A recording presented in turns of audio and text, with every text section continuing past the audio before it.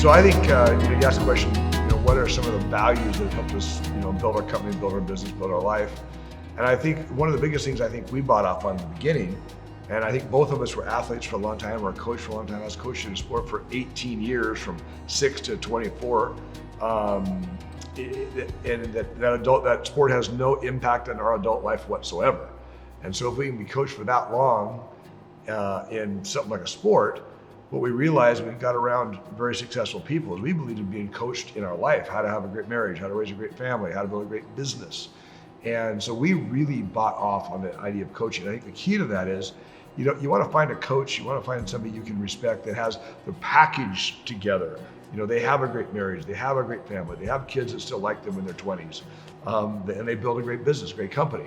Because a lot of people have one or two of those, characteristics, but very few have all of them. So I think one of the biggest things we believed in was just the submission to the idea of being coached, finding somebody that you can, trust and respect, and then be willing to pick their brain, because you don't know what you don't know. So a lot of times you don't grow because you don't know what you don't know. And you can get around somebody who can see you from the outside and see what you're doing and see how you're living, and they can help you figure out what you don't know so you can grow. That's what I'd say. You are so good. Oh my gosh, you're amazing. Yeah. We do what we see, so whatever we're around, whatever we see, that's just what we pick up on and we learn from. So it's about who we surround ourselves with. And most people growing up, they grow up doing different activities, whether it's just simply going to school, but then whether you do athletics in school, whether you volunteer, whether music is your passion, whatever it is, we're surrounding ourselves with people, and it's really about who we surround ourselves with that we learn so much from. And we know, we look back at our own upbringings, our own, in our teen years and our early 20s, it was so much about who we were surrounding ourselves with, and you start to realize, wow, there's so much power in this. And so we really got to think about who are we putting around us.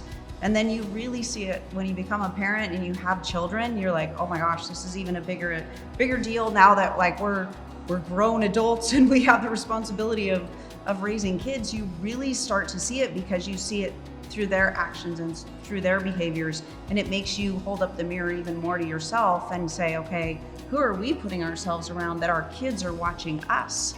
And the impact of that. So no question, it's about the people that you surround yourself with, no question. And then I think it's basic characteristics, value systems, things like trust.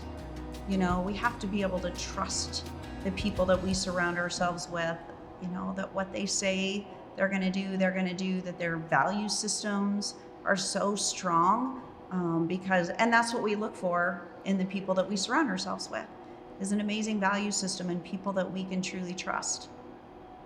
Yeah, I would also add on to that I think that sometimes people, when we talk about power of association and getting coached by certain people, that kind of thing, I think people feel like they got to ditch their friends and change their friends and give up on their friends, and that's not what we're saying at all. We still love all our friends from high school and college that we see, or previous jobs, that kind of stuff. We still love all of them, but there's a difference between loving a friend and being a good friend to somebody and taking coaching from somebody.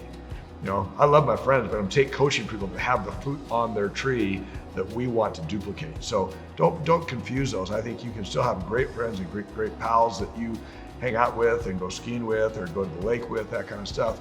But you might not pick their brain on certain aspects of life because they might not have the fruit on the tree. Not bad people, just aren't where you want to be. Mm-hmm. And we really believe in finding people that really have the fruit on the tree, that raised us and pushed us to be better in all aspects of our life. So love our friends, but get coaching from people who have fruit on the tree.